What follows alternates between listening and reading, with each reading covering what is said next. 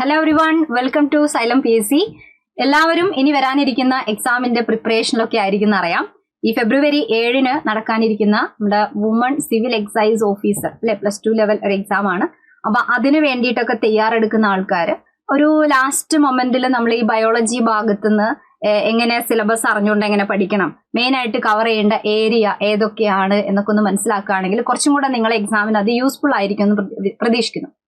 അപ്പോൾ ഏതൊക്കെയാണ് നമ്മൾ ബയോളജി എന്ന് പറയുന്ന ഒരു ഭാഗത്തുനിന്ന് സിലബസ് അനുസരിച്ച് ഏതൊക്കെ ഏരിയയിൽ കൂടെ മസ്റ്റായിട്ട് നമ്മൾ കടന്നു പോകണം, എത്ര മാർക്കിനാണ് ഇതൊക്കെ ചോദിക്കുക, അങ്ങനെയുള്ള കുറച്ച് കാര്യങ്ങളൊന്ന് വേഗം ഡിസ്കസ് ചെയ്താലോ, ഒരു ലാസ്റ്റ് ഒരു റിവിഷൻ എന്നുള്ള രീതിയിൽ. അതുപോലെ ഈ അടുത്ത് ചോദിച്ച ചില ക്വസ്റ്റ്യന്റെ പാറ്റേണുകളൊക്കെ ഒന്ന് വെച്ചുകൊണ്ട് നോക്കാം. ഓക്കെ, അപ്പൊ ആദ്യം തന്നെ ഈ ഒരു എക്സാമിന് വേണ്ടിയിട്ടുള്ള എന്ന് വെച്ചാൽ ഏത് +2 ലെവൽ എക്സാം ആയി കഴിഞ്ഞാലും പൊതുവേ സിലബസ് ഒക്കെ ഏതാണ്ട് ഒരേ രീതിയിൽ തന്നെയാണ് അല്ലെ. അപ്പൊ ഇവിടെ ശരിക്കും വരുന്നത് ഒരു 4 മാർക്കിനുള്ള ക്വസ്റ്റ്യൻസ് ആണ് വരിക. അപ്പൊ നമ്മൾ 4 മാർക്കല്ലേ ഉള്ളൂ എന്ന് വിചാരിക്കരുത്. 4 മാർക്കാണെങ്കിലും പഠിച്ചു തുടങ്ങിയ ആൾക്കാർക്ക് അറിയാം ഒരുപാട് കണ്ടന്റ് നമ്മൾ പഠിക്കണം, എവിടെ നിന്ന് ക്വസ്റ്റ്യൻ വരും എന്നുള്ളത് നമുക്ക് പ്രെഡിക്ട് ചെയ്യാൻ പറ്റാത്തൊരവസ്ഥയാണ് അല്ലെ. ഇതിൽ എവിടെ നിന്ന് വേണമെങ്കിലും ചോദിക്കാം. അപ്പോ എന്നാലും ഒഴിവാക്കാതെ പഠിക്കേണ്ടത് നമ്മൾ ഈ സിലബസ് അനുസരിച്ച് വ്യക്തമായിട്ട് പഠിച്ചു വെക്കാം. ഓക്കെ, അപ്പൊ ഈ 4 മാർക്കിനുള്ള ക്വസ്റ്റ്യൻ എന്ന് പറയുമ്പോൾ എങ്ങനെയൊക്കെയാണ് ഡിസ്ട്രിബ്യൂട്ട് ചെയ്തിരിക്കുന്നത്? ഒന്നാമത്തത്, ഏത് എക്സാം നോക്കിക്കഴിഞ്ഞാൽ ബയോളജി എന്ന് പറയുമ്പോൾ അവിടുത്തെ പ്രധാനപ്പെട്ട കാര്യമാണ് മനുഷ്യ ശരീരത്തെ കുറിച്ചുള്ള പൊതുവായ അറിവ് അല്ലെ. ഈ ഒരു ലൈനാണ് നമ്മൾ ഒരുപാട് ബുദ്ധിമുട്ടിക്കുന്നത്. പറയുമ്പോൾ വളരെ സിമ്പിൾ ആണ്, മനുഷ്യ ശരീരത്തെ കുറിച്ച് ഒരു പൊതുവായ അറിവ് ഉണ്ടാക്കുക.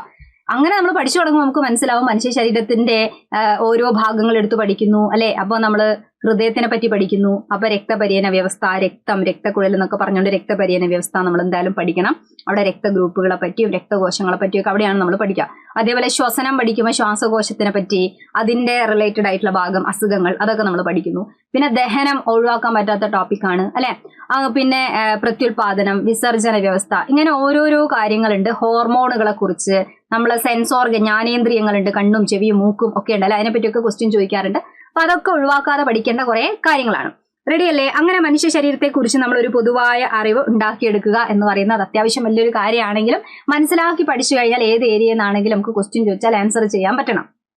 ഇനി അടുത്തതെന്ന് പറഞ്ഞാൽ ഇത് ഒഴിവാക്കാതെ തന്നെ പഠിച്ചേക്ക്, എന്തായാലും പഠിച്ചു വെച്ചേക്ക്. ഇതൊക്കെ നമ്മളെ കയ്യിൽ ഒതുങ്ങുന്ന ഒരു ടോപ്പിക്കാണ്. ഒന്നാമത്തത് എന്ന് പറയുമ്പോൾ മനുഷ്യ ശരീരത്തെ കുറിച്ചുള്ള പൊതു അറിവ് എന്ന് പറയുമ്പോൾ കുറച്ചും കൂടെ വൈഡ് ആണെങ്കിലും ഈ രണ്ടാമത്തെ ടോപ്പിക്കൊക്കെ എന്ന് പറഞ്ഞാൽ സ്ഥിരമായിട്ട് ക്വസ്റ്റ്യൻ ചോദിക്കുന്ന ഒരു ഭാഗമുണ്ട്. അതൊന്ന് ഒതുക്കി പഠിച്ചു കഴിഞ്ഞാൽ നമുക്ക് അതിനകത്തുനിന്ന് വരുന്ന മാക്സിമം ക്വസ്റ്റ്യൻ, ഒരു 99% ക്വസ്റ്റ്യന് നമുക്ക് ആൻസർ ചെയ്യാൻ എന്തായാലും പറ്റുന്നതാണ് ഈ ജീവകങ്ങളെ കുറിച്ചുള്ള ടോപ്പിക്. ജീവകം എന്ന് പറഞ്ഞാൽ വൈറ്റമിൻസ് അല്ലെ. അപ്പൊ വൈറ്റമിൻസും അതേപോലെ എന്താ ധാതുക്കൾ ഉണ്ട്. ധാതുക്കൾ എന്ന് പറഞ്ഞാൽ മിനറൽസ് ആണ്. ഇതിനെ കുറിച്ചുള്ള ഏതൊക്കെയാണ് ജീവകങ്ങൾ വരുന്നത് അല്ലെ. ജീവകം A ഉണ്ട്, B ഉണ്ട്, C ഉണ്ട്, D ഉണ്ട്, E ഉണ്ട്, K ഉണ്ട് എന്നൊക്കെ പറഞ്ഞ് നമ്മൾ പഠിക്കുന്നില്ലേ അല്ലെ. അപ്പൊ അതും അതിന്റെ അപര്യാപ്തത രോഗങ്ങളും ഒക്കെയാണ് ആ ഒരു ഭാഗത്ത് നോക്കേണ്ടത്.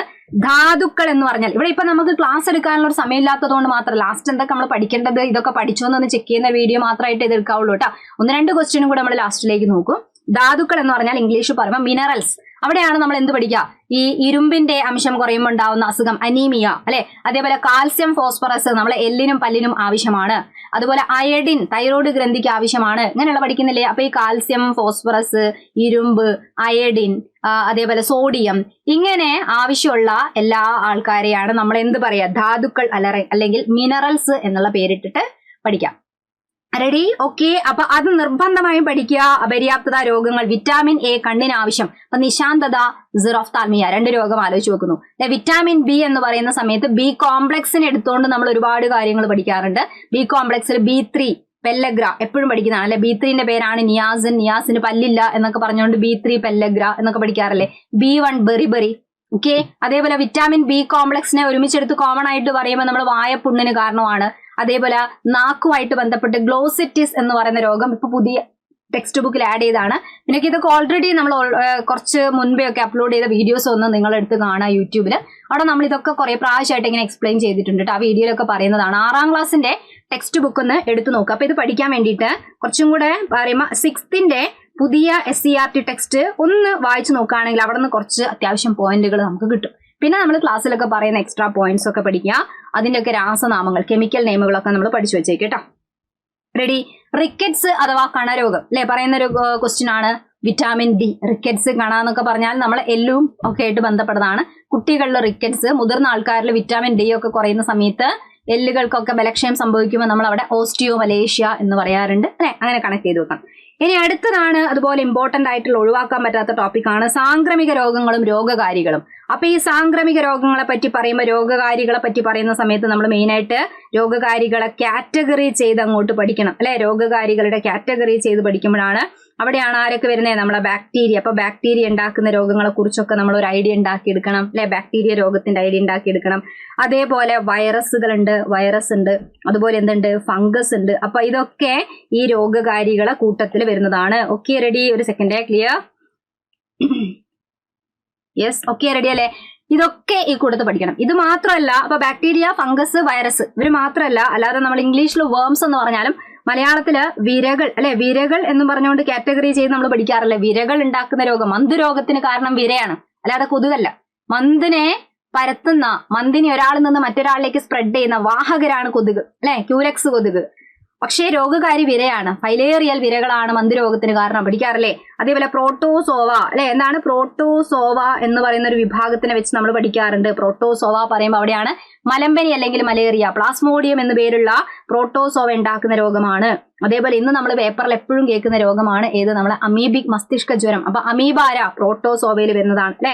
അമീബ എന്ന് പറയുന്ന അമീബിക് മസ്തിഷ്ക ജ്വരം ഉണ്ടാക്കുന്ന അമീബ പ്രോട്ടോസോവയിൽ വരുന്നതാണ്. മലമ്പനിക്ക് കാരണമായിട്ടുള്ള പ്ലാസ്മോഡിയം ഇതിൽ വരുന്നതാണ്.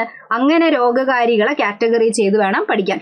മന്ത് രോഗം, വിരകൾ എന്ന് പറയുമ്പോൾ മന്ത് രോഗം ഇതിൽ വരുന്നതാണ്. അസ്കാരിസ് എന്ന് പറയുന്ന വിര ഉണ്ടാക്കുന്ന രോഗമാണ് അസ്കാരിയാസിസ്. അങ്ങനെ ഒരുപാട് രോഗങ്ങളെ കാറ്റഗറി ചെയ്ത് പഠിക്കുക.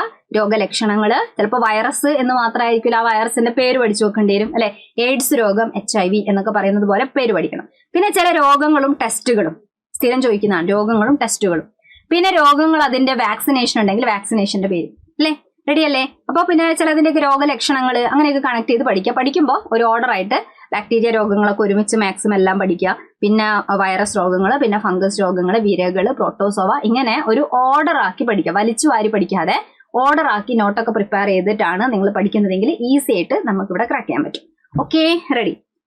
പിന്നെ കേരളത്തിലെ ആരോഗ്യക്ഷേമ പ്രവർത്തനങ്ങൾ അല്ലെ, സ്ഥിരം ചോദിക്കുന്നതാണ്.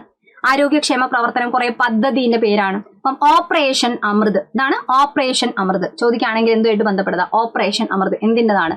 അമൃത് എന്ന് പറയുന്നത് നമുക്കറിയാം, അമൃത് അല്ലെ, അമൃത് കുടിച്ചാൽ നമ്മൾ മരിക്കില്ല എന്നൊക്കെ പറയാറുണ്ട്. പക്ഷെ അമിതമായാൽ അമൃതും വിഷം എന്നും കേട്ടിട്ടുണ്ടാവും.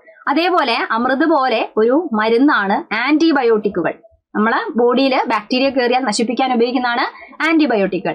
പക്ഷേ ആന്റിബയോട്ടിക്കിന്റെ അമിതമായ ഉപയോഗം എന്ന് പറയുന്നത് നമ്മളെ തെറ്റായ രീതിയിലേക്കാണ് നയിക്കുക. നമ്മുടെ ശരീരത്തിന് അത് ബാധിക്കും അല്ലെ. എന്ന് പറഞ്ഞാൽ നമ്മുടെ ശരീരത്തിലുള്ള ഉപകാരികളായ ബാക്ടീരിയ പോലും നശിച്ചു പോവാനും, ആവശ്യത്തിൽ കൂടുതൽ ആന്റിബയോട്ടിക് ഉപയോഗിച്ച രോഗകാരികൾ ഈ മരുന്നിനെ അതിജീവിക്കാനുള്ള ശേഷി നേടിയെടുത്ത് പിന്നെ നമ്മളെ ചികിത്സയൊക്കെ ഭയങ്കര പ്രശ്നമായിട്ട് മാറും. ബാക്ടീരിയക്ക് ഈ ആന്റിബയോട്ടിക് കണ്ടങ്ങ് ശീലമായിപ്പോയാൽ പിന്നെ നമ്മൾ മരുന്ന് കഴിച്ചാലും ഈ ബാക്ടീരിയ നശിക്കാത്ത അവസ്ഥ വരും. അങ്ങനെ ആന്റിബയോട്ടിക്കിന്റെ അമിത ഉപയോഗം തടയാൻ വേണ്ടിയിട്ടുള്ള പദ്ധതിയുടെ പേരാണ് ഓപ്പറേഷൻ അമൃത്. ഓക്കെ, ഓപ്പറേഷൻ അമൃത് മറക്കരുത്, ഇടയ്ക്ക് ചോദിക്കാറുണ്ട്. അപ്പൊ നമ്മളിങ്ങനെ ആലോചിക്കും, അമൃതം ആരോഗ്യം അതെന്തുമായിട്ട് ബന്ധപ്പെട്ടായിരുന്നു? അതാണ് താഴെ കിടക്കുന്നത്, ജീവിതശൈലി രോഗങ്ങൾ അല്ലെ. എന്താണ് അമൃതം ആരോഗ്യം എന്നതാണ് അതിന്റെ പേര്. അപ്പൊ മാറരുത്, അമൃതം ആരോഗ്യം എപ്പോഴും ചോദിക്കുന്നതാണ്.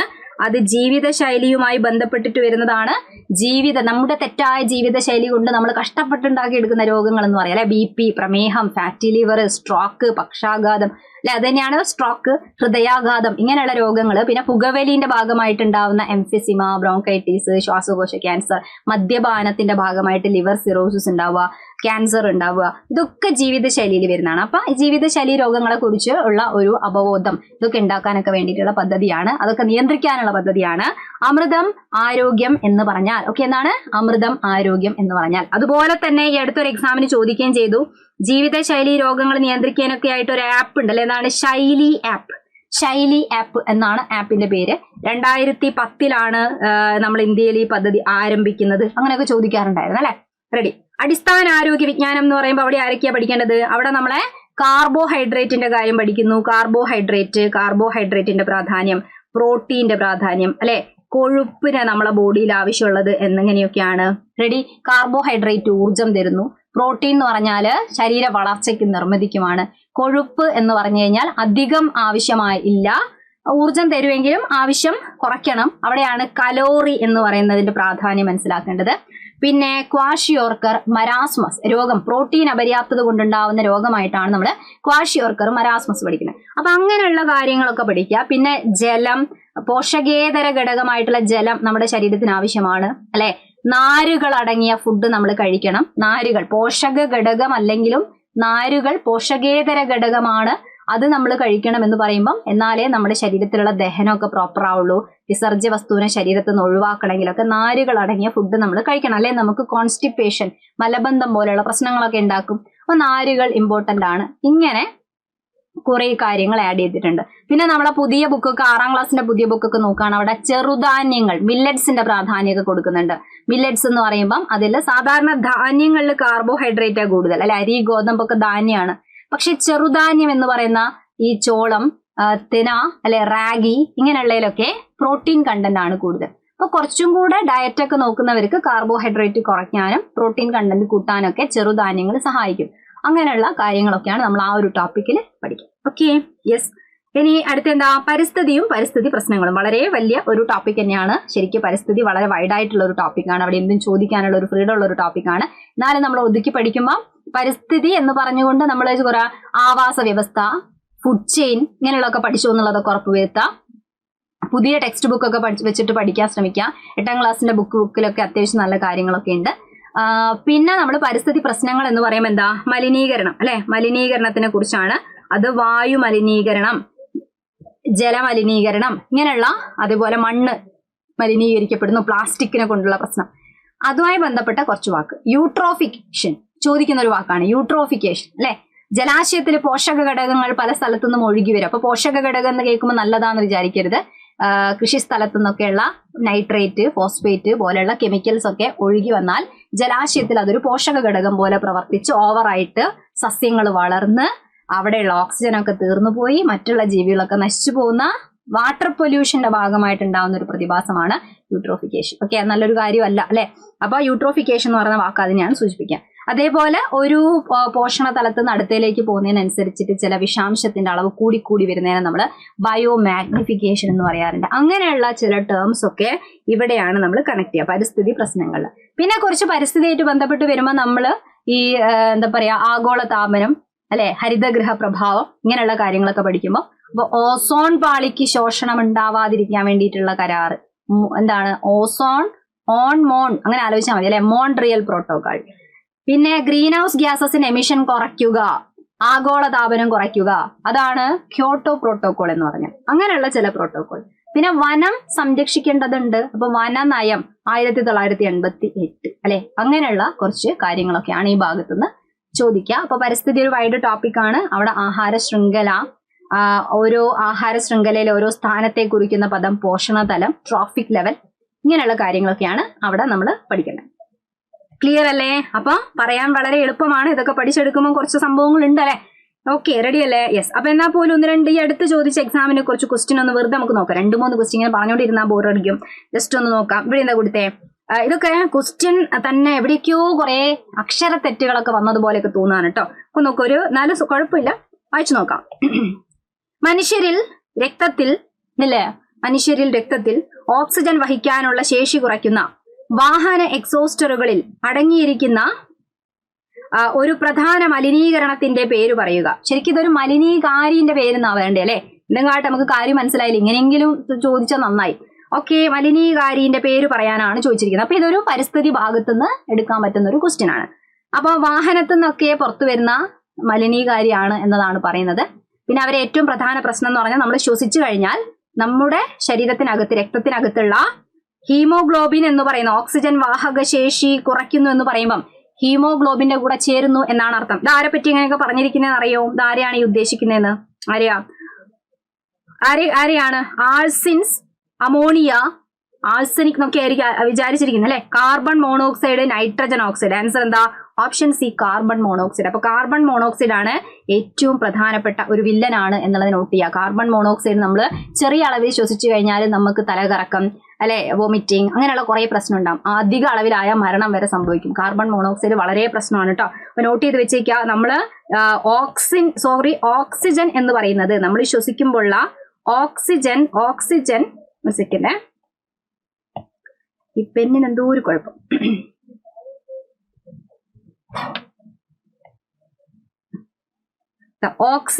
ഓക്സിജൻ ഹീമോഗ്ലോബിന്റെ HB എന്ന് പറഞ്ഞാൽ ഹീമോഗ്ലോബിനാണ്. നമ്മുടെ ശരീരത്തിലേക്ക് ഓക്സിജൻ ഹീമോഗ്ലോബിന്റെ കൂടെ ചേർന്നാൽ രൂപപ്പെടുന്ന സംയുക്തത്തിന്റെ പേര് ഓക്സി ഹീമോഗ്ലോബിൻ എന്നാണ്. ഇവർക്ക് ഇഷ്ടം പോലെ യോജിക്കാനും അല്ലാത്ത സമയത്ത് സ്പ്ലിറ്റ് ചെയ്യാൻ പറ്റും. അപ്പൊ ഇവര് തമ്മിലുള്ള ബന്ധമൊക്കെ നൈസ് ആയിട്ടുള്ള ഒരു ബന്ധമാണ്, ഒരു പ്രശ്നമില്ലാത്ത ബന്ധമാണ്. അപ്പോ ഈ ഓക്സിജന് പകരം കാർബൺ ഡൈ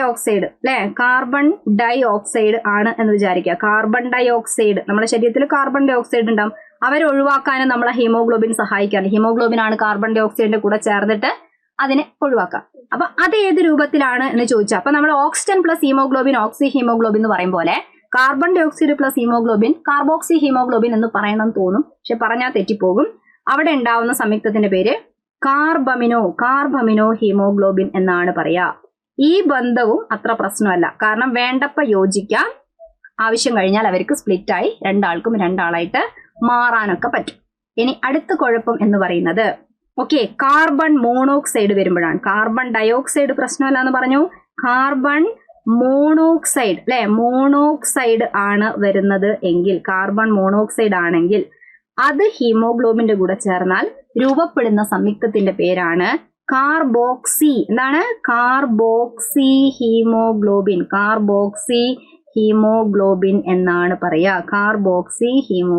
എന്നാണ് പറയാ. ഇയാളാണ് ഭയങ്കര പ്രശ്നക്കാരൻ, ഡേഞ്ചർ ആണ്.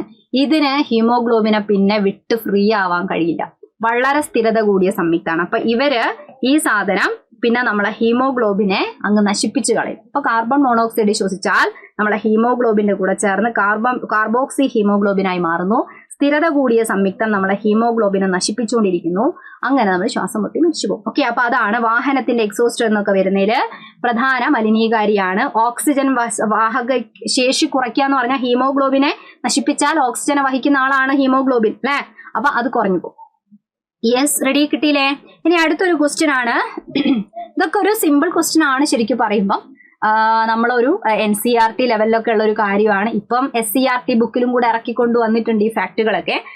mRNAയുടെ വിവർത്തനം അവസാനിപ്പിക്കുന്നതിന് സ്റ്റോപ്പ് കോഡോൺ വളരെ അത്യാവശ്യമാണ്. താഴെ പറയുന്നവയിൽ നിന്ന് ഒരു സ്റ്റോപ്പ് കോഡോൺ തിരഞ്ഞെടുക്കുക.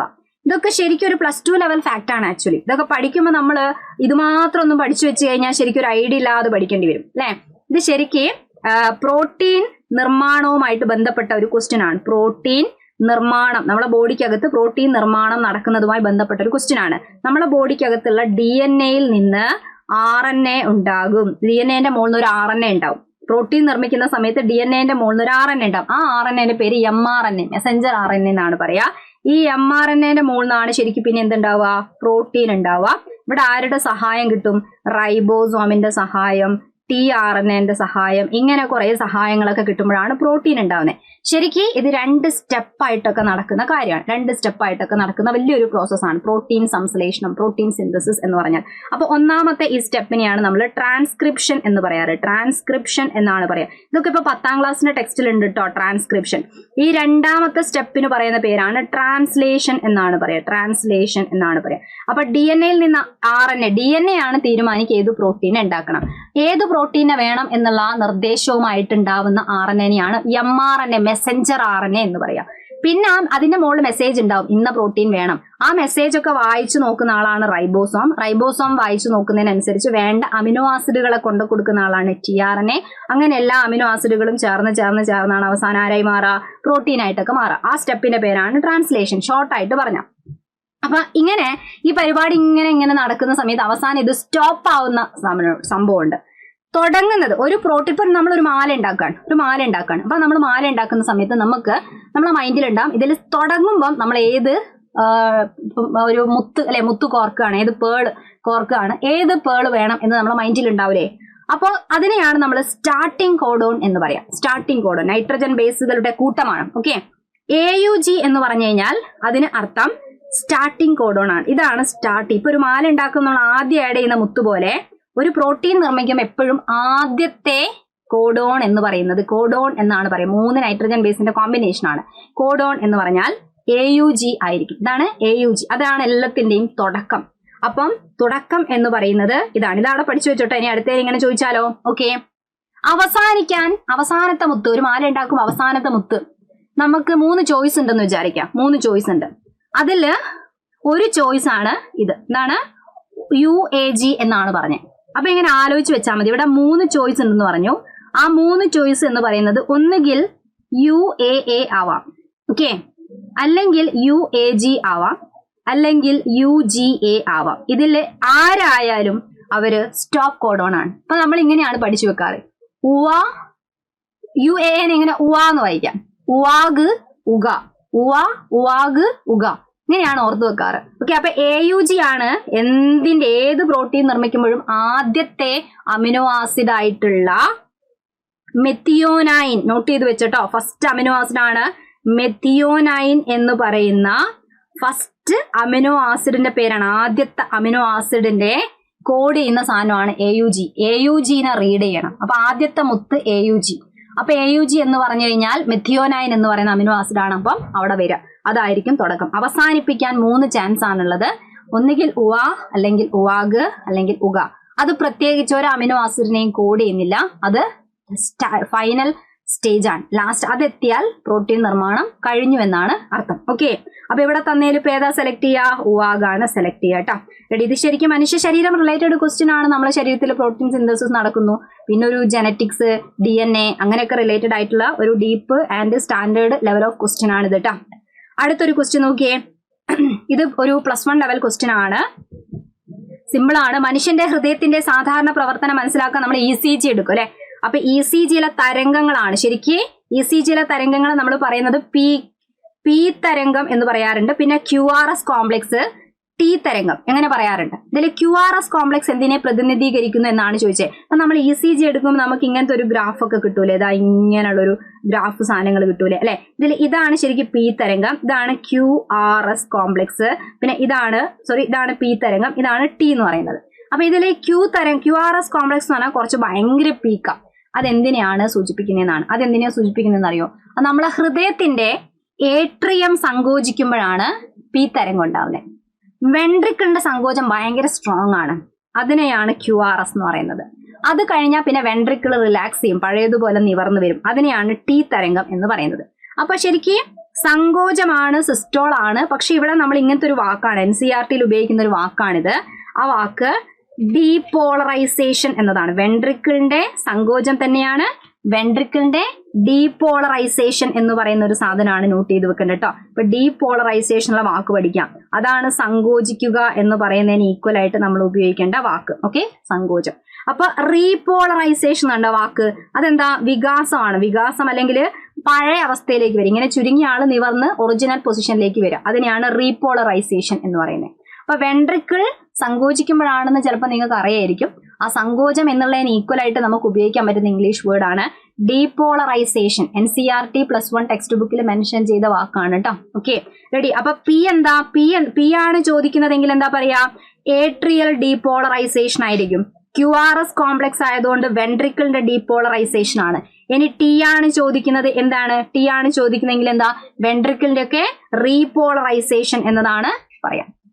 ഓക്കെ, റെഡി, ക്ലിയർ ആണ്. പിന്നെ രോഗങ്ങൾ ഭാഗത്തുനിന്ന് ചോദിക്കുന്ന ക്വസ്റ്റ്യൻ ആണ് ഇതല്ലേ. പ്ലാസ്മോഡിയം എപ്പോഴും ചോദിക്കുന്നതാണ്. പ്ലാസ്മോഡിയം എന്ന രോഗാണുവാണ് മലേറിയ രോഗം പരത്തുന്നത്. ഈ ജീവി ഏത് വിഭാഗത്തിൽ പെടുന്ന എപ്പോഴും ചോദിക്കുന്നതാണ്. അതാണ് ജീവി വിഭാഗം പഠിക്കണം. പ്രോട്ടോസോവയിൽ വരുന്നതാണ്. അപ്പൊ ബാക്ടീരിയ ചോദിച്ചാലും ഫംഗസ് ചോദിച്ചാലും ഒക്കെ അറിയാം. ഇത് എപ്പോഴും ചോദിക്കാറുണ്ട്. ഇവിടെ കൊതുകാണ് രോഗം പരത്തുന്നത് അല്ലെ. ഏത് കൊതുക എന്നൊക്കെ ചോദിക്കും അല്ലെ. ഏതാണ്? അനോഫിലസ് ആണ്. അനോഫിലസ് പെൺകൊതുകാണ് രോഗം പരത്തുന്നത് എന്നുള്ളത്. അനോഫിലസ് പെൺകൊതുകാണ് രോഗം പരത്തുന്നത്. അടിയല്ലേ. അപ്പൊ ആന, മല എന്നൊക്കെ പറഞ്ഞ് ആലോചിച്ച് വെക്കാറില്ലേ അല്ലെ. മലമ്പനി എന്ന് ചോദിക്കാം. മലമ്പനി എന്ന് പറയാം, മലേറിയ എന്ന് പറയാം. രണ്ടും സെയിം രോഗമാണ്. ഓക്കെ, റെഡി, ക്ലിയർ ആണ്. ഓക്കെ ആണെന്ന് വിചാരിക്കുന്നു. അതേപോലെ പിന്നെ ദയ്യെടുത്ത് ചോദിച്ച എക്സാമിന്റെ വേറൊരു ക്വസ്റ്റ്യൻ നോക്കുകയാണെ. താഴെ പറയുന്നവയിൽ കുട്ടികളില് 5ാം പനി മൂലം ഉണ്ടാകുന്ന ഒരു സാധാരണ സങ്കീർണത എന്താണെന്നാണ്. 5ാം പനി മീസിൽസ് എന്ന് പറയുന്ന രോഗമാണ് അല്ലെ. മീസിൽസ് എന്ന് പറയുന്ന രോഗമാണ്. ഇതുമായിട്ട് ബന്ധപ്പെട്ടാണ് MMR വാക്സിനേഷൻ ഒക്കെ ഉള്ളത്. Moms, measles, rubella. അപ്പോൾ അതിൽ ഒരു എന്താണ്? മീസിൽസ് ആണ്. 5ാം പനി എന്ന് പറയുന്ന രോഗം. അപ്പോൾ എന്തായാലും പനിയാണ് അല്ലെ. അത് വന്നു കഴിഞ്ഞാൽ പിന്നെ ചിലപ്പം അതിന്റെ കോംപ്ലിക്കേഷൻ കൊണ്ട് ഉണ്ടാവാനുള്ള സാധ്യത എന്ന് പറയുമ്പോൾ പനി വന്ന് നമ്മൾ എന്ത് ചെയ്യാം, ശ്വാസകോശത്തിനൊക്കെ ബാധിക്കാം. അതാണ് പ്രശ്നം. അപ്പൊ ഇവിടെ കൊടുത്ത സങ്കീർണതയിൽ നമുക്ക് സെലക്ട് ചെയ്യാൻ പറ്റുന്ന സങ്കീർണത ഏതാണ്? ന്യൂമോണിയ പോലുള്ള പ്രശ്നങ്ങളൊക്കെ ആയിരിക്കാം ഉണ്ടാവുക. ഓക്കെ, ഇനി ഏത് പരിശോധനയിലൂടെയാണ് ക്ഷയരോഗം സ്ഥിരീകരിക്കുന്നത്? ഒരുപാട് ആള് തെറ്റിച്ചു. എന്തുകൊണ്ട്? ആ ക്ഷയം എന്ന് കേൾക്കുമ്പോൾ നമുക്ക് BCG മനസ്സിലേക്ക് വരും. പക്ഷെ BCG എന്തായിരുന്നു? ക്ഷയത്തിന്റെ വാക്സിനേഷന്റെ പേരാണ് BCG അല്ലെ? ക്ഷയത്തിന്റെ വാക്സിനേഷന്റെ പേരാണ് BCG. ഇവിടെ ചോദിച്ചത് പരിശോധനന്റെ പേരാണ്. അപ്പൊ രണ്ടും രണ്ടല്ലേ? കുറെ ആള് തെറ്റിച്ചു. ക്ഷയരോഗത്തിന്റെ പരിശോധനന്റെ പേരാണ് മാൻഡോക്സ് ടെസ്റ്റ് ആണ് കേട്ടോ. മാൻഡോക്സ് എന്ന് പറയുന്ന ടെസ്റ്റ് ആണ്. വൈഡാൾ ടെസ്റ്റ് ഏതാണ്? ടൈഫോയിഡ് സ്ഥിരീകരിക്കുന്നത് സംഭവമാണ്. ടൈഫോയിഡ് ആണ്. വൈഡാൾ എപ്പോഴും ചോദിക്കാറുണ്ട്. എലിസ പറഞ്ഞാൽ എന്താണ്? എയ്ഡ്സ് ആണ്. BCG പറഞ്ഞാലും ക്ഷയം തന്നെയാണ്. പക്ഷെ ക്ഷയത്തിന്റെ വാക്സിൻ ആയിരുന്നു, അല്ലാതെ ടെസ്റ്റിന്റെ പേരല്ല, വാക്സിൻ ആയിരുന്നു. Okay, ready. ഇനി മനുഷ്യ ശരീരത്തിലെ അനുബന്ധ അസ്ഥികൂടത്തിന്റെ എണ്ണം എത്രയാ ചോദിച്ചു. ശരീരത്തിലെ അസ്ഥികൂടത്തിനെ നമുക്ക് അക്ഷാസ്ഥികൂടം എന്നും അനുബന്ധാസ്ഥികൂടം എന്നും രണ്ടായിട്ട് ഡിവൈഡ് ചെയ്തിട്ടാണ് പഠിക്കാറ് അല്ലെ? അക്ഷാസ്ഥികൂടം എത്ര എണ്ണമാണ്? അക്ഷാസ്ഥികൂടം 80 ആണ്. അക്ഷാസ്ഥികൂടം ആക്സിയൽ സ്കെലിറ്റൻ എന്ന് പറഞ്ഞാൽ അക്ഷാസ്ഥികൂടം 80. അപ്പോ ആകെ മൊത്തം ടോട്ടൽ എത്ര അസ്ഥിയാണുള്ളത്? ടോട്ടൽ എത്രയാണുള്ളത്? ആകെ അസ്ഥി പ്രായപൂർത്തിയായ ഒരാളിലുള്ള ആകെ 206 അസ്ഥി. 80 ഇവിടെ പോയാൽ ബാക്കിയുള്ളത് അനുബന്ധാസ്ഥികൂടായിരിക്കൂലേ? എത്രയാണ്? 126. ഓക്കെ, അനുബന്ധാസ്ഥികൂടം എന്ന് പറഞ്ഞാൽ നമ്മളെ കൈ, രണ്ട് കാല്, കയ്യിനെ അനുബന്ധിപ്പിച്ചിരിക്കുന്ന ഷോൾഡർ, കാലിന്റെ ഇടുപ്പ്, ഇതൊക്കെ. അതല്ലാതെ തലയോട്, മാറല് അല്ലെ നമ്മളെ വാരിയല്, ഇതൊക്കെ വരുമ്പോഴാണ് അക്ഷാസ്ഥികൂടം. അപ്പൊ അക്ഷാസ്ഥികൂടത്തിൽ 80, അനുബന്ധാസ്ഥികൂടം 126, രണ്ടും കൂടെ ചേരുമ്പോൾ ടോട്ടൽ അസ്ഥി 206. കിട്ടിയില്ലേ? Ready, clear. പിന്നെ വേറൊരു ക്വസ്റ്റ്യൻ ആണ്, വൃക്ക ഹോർമോൺ എന്നറിയപ്പെടുന്ന ജീവകം ഏതാണ്? കുറെ ആൾക്കാരെ കൺഫ്യൂഷൻ ആക്കിയല്ലേ ഈ ക്വസ്റ്റ്യൻ. ശരിക്കും ആൻസർ എന്താ? വൃക്ക ഹോർമോൺ എന്നറിയപ്പെടുന്നത് ജീവകം D ആണ്. ജീവകം Dനെയാണ് നമ്മൾ അറിയപ്പെടുന്നത്. Okay, ready. അതെന്ന് വെച്ചാൽ അത് വൃക്ക ഹോർമോൺ എന്ന് പറയുമ്പോൾ അത് ജീവകം Dന്റെ ഉത്പാദനമൊക്കെ ആയിട്ട് ബന്ധപ്പെട്ടിട്ട് അതിന്റെ പാകപ്പെടൽ നടക്കുമ്പോൾ ഒക്കെ വൃക്കയ്ക്ക് അതിൽ പ്രാധാന്യമുണ്ട്. അല്ലെങ്കിൽ തന്നെ ജസ്റ്റ് വെറുതെ ഒന്ന് ഇങ്ങനെ ആലോചിച്ച് വെച്ചാൽ മതി. ചിലപ്പം കാൽസ്യം എന്നൊക്കെ പറയുമ്പം അതുമായിട്ട് ബന്ധം നമ്മളെ ജീവകം Dക്ക് ഉണ്ട്. അതേപോലെ വൃക്ക കാൽസ്യത്തിന്റെ ഈ കാര്യങ്ങൾ, രക്തത്തിലുള്ള കാൽസ്യത്തിനെയൊക്കെ അല്ലെ അരിച്ച് ശുദ്ധീകരിക്കുന്നു, അതിന്റെ അളവൊക്കെ ക്രമീകരിക്കുന്നു, അങ്ങനെയൊക്കെ കണക്ട് ചെയ്യാം.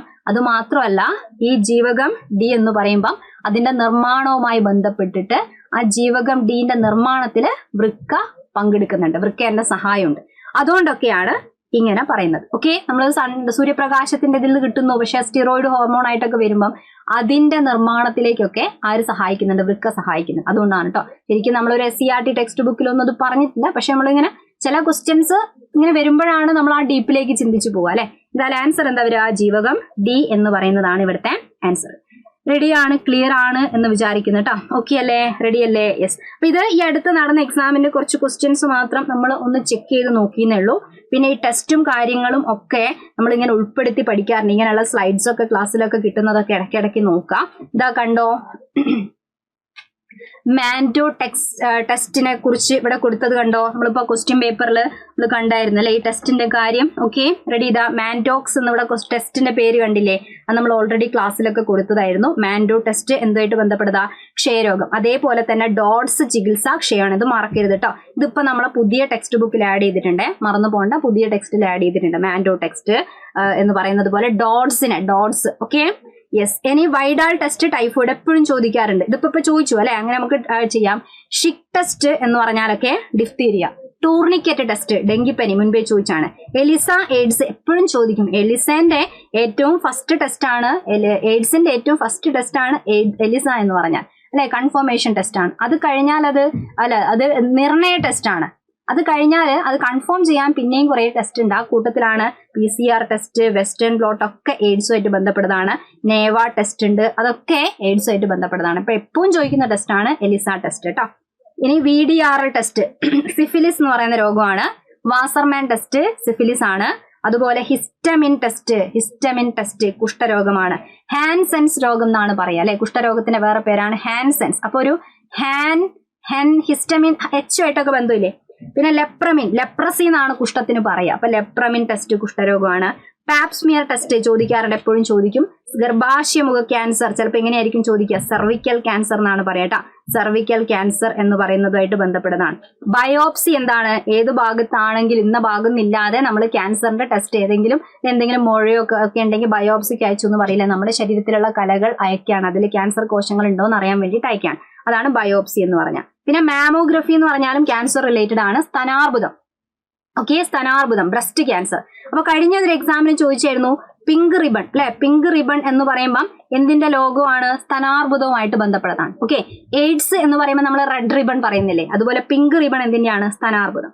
ഇഷിഹാര ടെസ്റ്റ് നമ്മളെ വർണ്ണാന്തത ഉണ്ടോ എന്ന് പരിശോധിക്കുന്നതാണ് കേട്ടോ. അതൊരു ജനിതക രോഗമാണ്, സാംക്രമിത്തിൽ വരുന്നല്ല, ജീൻ തകരാറ് ആണ് ഇവിടെയുള്ള കാരണം. ജീൻ തകരാറ് കൊണ്ട് പച്ച, ചുവപ്പ് നിറങ്ങൾ തിരിച്ചറിയാൻ പ്രയാസം അല്ലെ, തിരിച്ചറിയാൻ കഴിയാത്ത അവസ്ഥയ്ക്കാണ് നമ്മൾ എന്ത് പറയുക, വർണ്ണാന്തത പറയുക. ഡാൾട്ടനിസം എന്നൊക്കെ പറയുന്ന രോഗമാണ്, സാംക്രമിക രോഗത്തിൽ വരുന്നതല്ല കേട്ടോ, ജസ്റ്റ് അതിൽ ആഡ് ചെയ്തേ ഉള്ളൂ.